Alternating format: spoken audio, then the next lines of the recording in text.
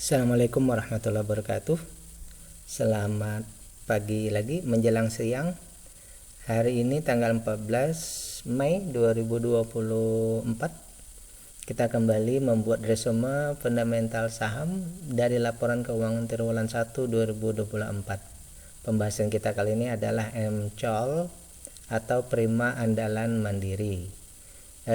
Sebelum kita lanjut, saya ingin menyampaikan bahwa analisa ini adalah bahan pemikiran tambahan, bukan perintah aksi beli atau jual.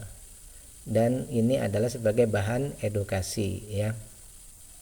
Karena para investor itu punya pemikiran, cara dan sistem mereka masing-masing, sehingga ini hanya sebagai bahan pembanding ya. Berikutnya, apabila pembahasan kita ini ada manfaatnya, silahkan like, subscribe, dan share ya. Baik, pembahasan kita adalah Prima Andalan Mandiri Tbk atau MCOL adalah perusahaan batubara dengan merek dagang terdaftar Mandiri Coal yang merupakan batubara ramah lingkungan. Berarti di sini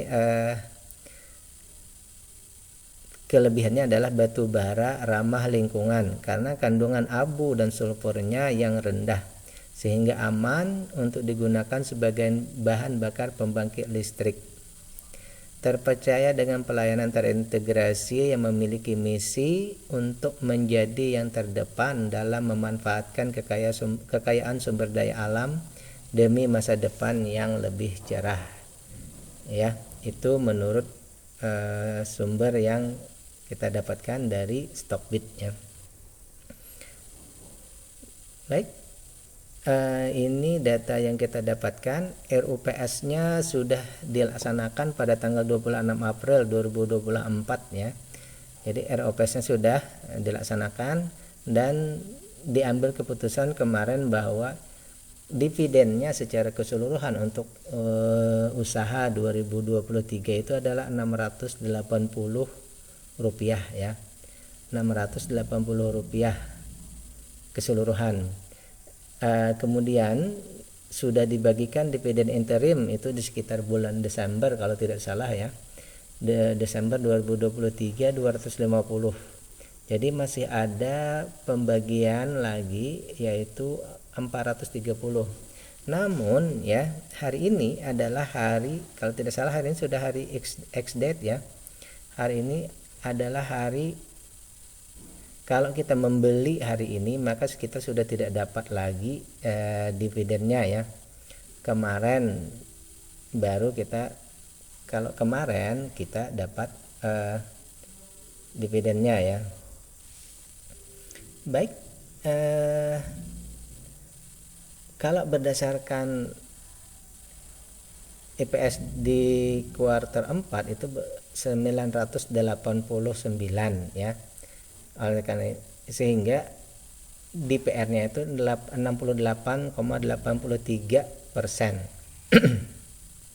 68,83%. Jadi di kuartal 4 ya, di setahun 2023 itu 989 dengan DPR 68,83%, maka dapatnya Rp680 setahun ya. Setahun dapat 680, sudah dibagi 250 dan kemarin itu 430, walaupun nanti dibagi di bulan Mei ujung ya.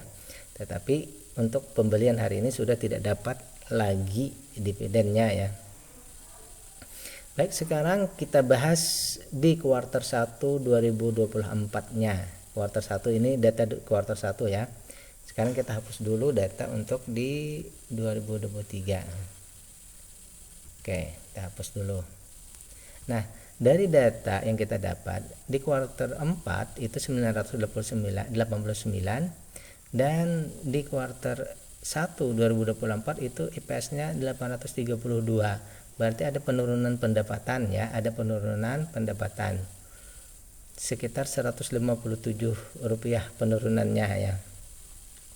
Baik, sekarang kita buat penjelasan data bahwa perusahaan ini secara kekuatan perusahaan ini tidak ada hutang ya, tidak ada hutang berbunga, hanya ada tanggungan-tanggungan 28%, sehingga tentu saja dana yang tersedia ini besar ya. Karena itu kenapa dapat DPR besar dan bisa dibagikan dengan besar pula ya. DPR-nya besar ya. Karena keuntungannya dan dana yang tersedia juga besar.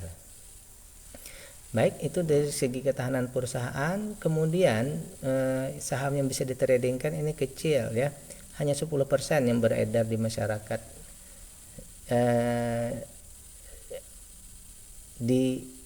Di masyarakat yang bisa ditradingkan itu hanya 10% ya. Berarti sangat kecil. Mungkin ini hanya untuk memenuhi batas free float saja ya, kalau sekitar 10% itu.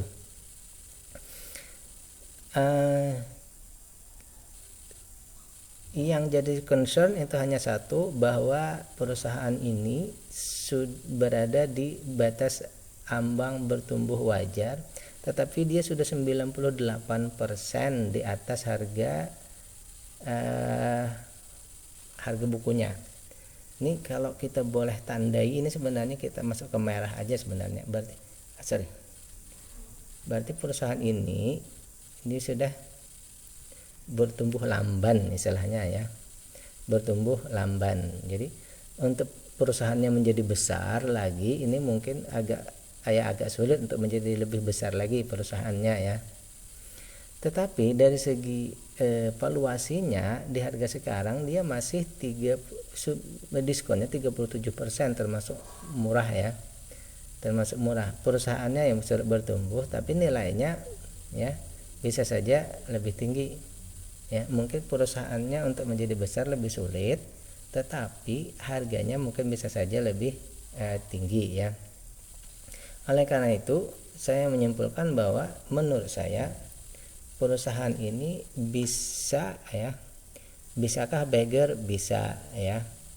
Cuma mungkin itu tadi, dari segi perusahaannya untuk berkembang itu lebih sulit, tetapi harganya mungkin saja naik, dalam artian bahwa capital gain-nya naik bisa ya. Tapi mungkin untuk menjadi beggar atau multi beggar dari dua ini, kalau kita lihat ada jomplang, mungkin agak susah untuk menjadi beggar atau multi beggarnya ya. Tetapi ada saja kemungkinan itu ya. Dengan DPR yang 10% ini untuk sebuah perusahaan itu besar ya. Tetapi untuk sebuah perusahaan batu bara dengan DPR dengan dividen 11% ini mungkin termasuk agak kecil juga ya dibanding yang lain. Simpulannya, layak investasi layak ya dengan dividen tadi, tapi mungkin pergerakannya naik cepat sampai beggar multi beggar mungkin perlu waktu itu saja ya. Terakhir tinggal dicek ya GCG-nya apakah ada masalah atau tidak. Kemudian juga dicek apakah, kalau memang kita punya keahlian di teknikal, silahkan dicek apakah sahamnya masih rendah atau tidak ya.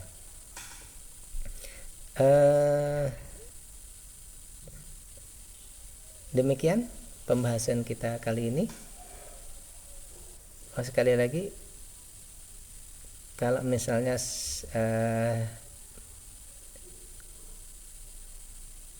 apakah ini bisa masuk atau tidak, seperti tadi ya, layak invest, tetapi mungkin dengan catatan-catatan tadi ya. Kalau mau masuk kita tetap dapat